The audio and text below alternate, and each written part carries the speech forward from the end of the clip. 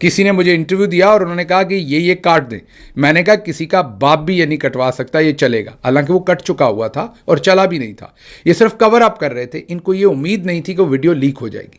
پھر ان کی وہ ویڈیو لیک ہو گئی جس میں مریم صاحبہ کہہ رہی ہیں کہ یہ کاٹ دو, یہ بھی کاٹ دو, یہ بھی کاٹ دو. اس کے بعد ظاہر ہے ان کے گلے میں سب کو نظر آ گیا کہ کس کا پٹا پہنا ہوا ہے. یہ منصور علی خان ہے. کسی کے باپ کے اندر اتنی ہمت نہیں ہے کہ وہ مجھے آ کے ڈکٹیٹ کرے کہ میں نے کیا سوال کرنا ہے اور کیا نہیں کرنا, کہ مجھے کوئی پروف کر کے آ کے دکھائے. رکو ذرا صبر کرو. اب ہم کر سکتے ہیں ریکارڈ, دیٹس فائن.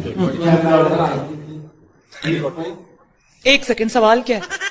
توشہ خانہ کے حوالے سے آپ کا نہیں, میں جنرلی بات کر رہا ہوں. کیا کسی کے باپ کے اندر اتنی ہمت نہیں ہے کہ وہ مجھے آ کے ڈکٹیٹ کرے کہ میں نے کیا سوال کرنا ہے اور کیا نہیں کرنا. تقریباً 2 کروڑ روپے کی آپ نے وہ گاڑی بیچی ان دا ایئر 2011-12. آپ پکچر اس کو ویڈیو تو نہیں کر رہے؟ بند کر دیں ذرا پلیز.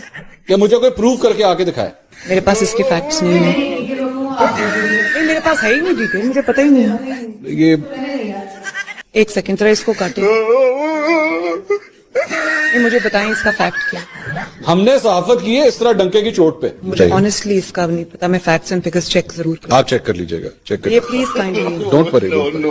یہ منصور علی خان ہے. آپ کا نہیں, میں جنرلی بات کر رہا ہوں.